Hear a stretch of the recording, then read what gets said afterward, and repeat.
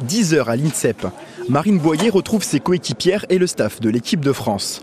Au programme athlétisation et reprise des bases. Pourtant avant, Marine évoluait dans les bassins, loin des gymnases. Je pense que c'était plus ludique qu'autre chose. Je faisais de la natation aussi et pour le coup l'entraîneur était beaucoup plus dur. Donc quand je devais choisir entre les deux, j'allais à la gym. Native de La Réunion, elle y est restée 2 ans avant de rejoindre l'Hexagone. Son père rêvait d'être footballeur professionnel. Par manque d'argent, il n'a pas pu. Il voulait que je découvre aussi le haut niveau. Je me fais plaisir, mais je sais que je le fais aussi pour eux. Mais je leur dois beaucoup de choses pour le coup. Les Jeux Olympiques, Marine les a dans la peau.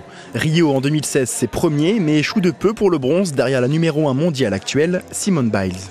Je pense que si j'avais eu cette médaille, j'aurais arrêté la gym et j'aurais pas vécu tous ces moments-là aussi. Donc je suis fière de ne pas avoir lâché, de toujours avoir continué dans la gymnastique et dans mes objectifs pour être là où je suis maintenant. 3 ans plus tard à Tokyo, c'est l'Olympiade de trop. Affaiblie mentalement et physiquement, elle a longtemps douté, loin de ses proches. Mais cette année, Paris aura un autre goût. Moi j'ai vécu Tokyo sans personne, sans public, ma famille de loin. Ça peut que être mieux. 6 heures d'entraînement par jour, c'est le prix à payer pour rester dans l'élite mondiale de la gym. Mais Marine n'est pas difficile à vivre. Marine, c'est un personnage, mais elle est tellement attachante, tellement bienveillante. C'est un bon partenaire d'équipe, tout le temps le sourire, même quand ça ne va pas, elle ne le montre pas, c'est un exemple. Les Jeux de Paris seront probablement ses derniers Jeux.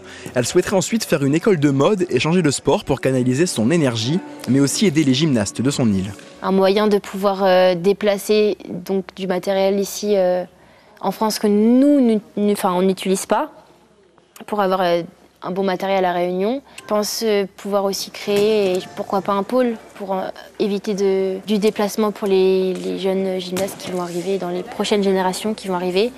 Une chose est certaine, elle veut marquer l'histoire de son sport, la gymnastique artistique, et donnera tout pour accomplir son rêve, ce rêve olympique, ce rêve d'or.